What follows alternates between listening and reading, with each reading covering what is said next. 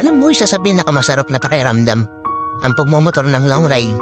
Yung tipong pagsakay mo pa lang ng motor, pagpapaandar ng engine, may mararamdaman ka ng kakaibang saya. Dahil kapag nagmumotor ka na sa mahabang biyahe, talagang nakakawala ng stress at ma-appreciate mo pa ang ganda ng mundo. Yung tipong habang nagmumotor ka, masasabi mo na lang sa sarili mo na, wow, ang sarap palang mabuhay. Ang ganda pala ng mundo. Lalo na kapag ang patakbo mo ay chill lang. I-enjoy mo lang talaga ang moment.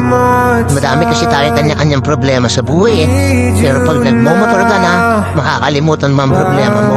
Lalo na kapag maganda ang view, maganda ang kalsada, tapos di mo namamalayan, nagkakaroon ka na pala ng positive mindset.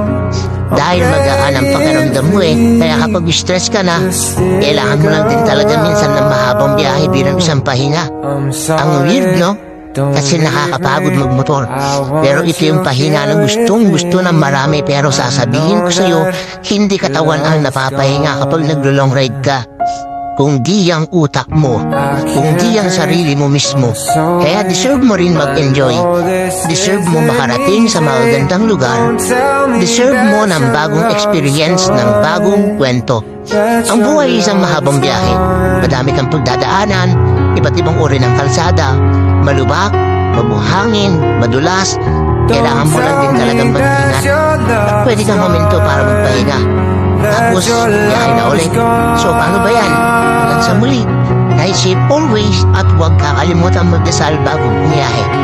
Eddie Bong Stevie. Peace.